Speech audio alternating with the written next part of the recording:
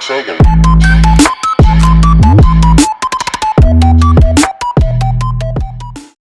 Hey, how's it going, guys? It's Jesse here.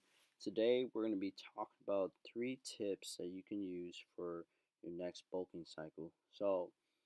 Um, today was before I get started with that, today was an upper body bench day. It was a heavier day. As you guys can see, you guys are going to see my working sets, and we had one of my buddies here work out with us in this day as well. But, anyways, let's get started on the bulking strategies that I use personally. And the first, obviously, the first step and tip that you want to utilize is to get in a caloric surplus.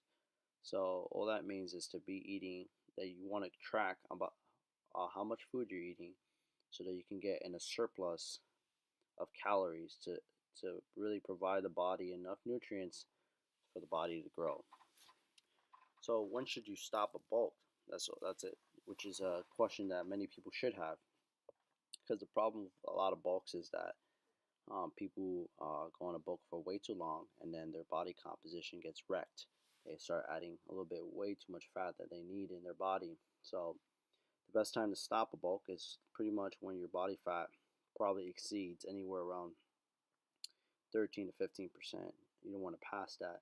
If you are above that percentage, then you should have no business doing a bulk at this moment, in my opinion. But get a surplus of calories is probably the most crucial element when it comes to a bulk.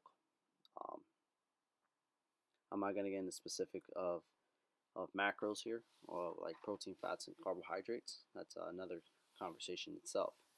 The second tip I got for you guys is training program. You want to make sure you're training hard enough. So a lot of people have a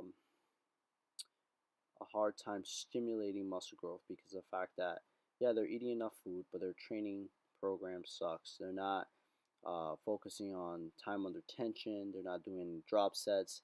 They're not getting enough metabolic damage. They're not creating the result that they want. So in order to cause your body to have a transformation, you have to force transformation by putting the body through an extreme phase of stimulation. So the way I do that, um, I like to exhaust all muscle fibers.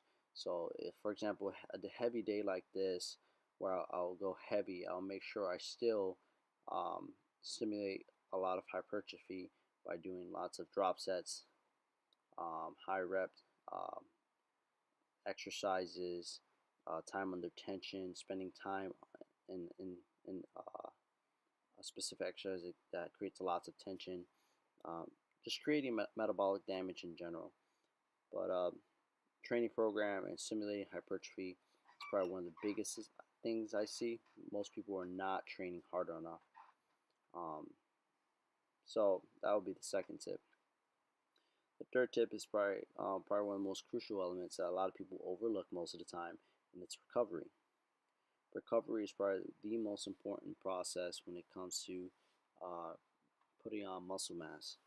You need to sleep, and you need to focus on the things that are going to get you better for the next day. So a lot of people, they train really hard, or they don't train hard enough, or they just don't get enough sleep, or they're not doing the things they need to do to make those muscles recover. Whether you have to do massage therapy, foam rolling, mobility, sleeping, doing those little things that matter the most to get you in and out of the gym. So those are the 3 tips I have for you guys when it comes to bulking. These are very simple tips. I'm keeping it very general. I'll have future videos where I'll go in more detail about how to create training programs that stimulate more growth or more growth dependent hypertrophy phases, and also what type of macros you should be looking at when you're in a surplus. How much protein should I be eating? How much carbs should I be eating? Um, so those are things, videos to come in the future. Projects that I have coming out pretty soon. It's just there's a lot to cover in this journey that you guys are a part of here. There's a lot to talk about as well. So I hope you guys enjoy the rest of the workout footage.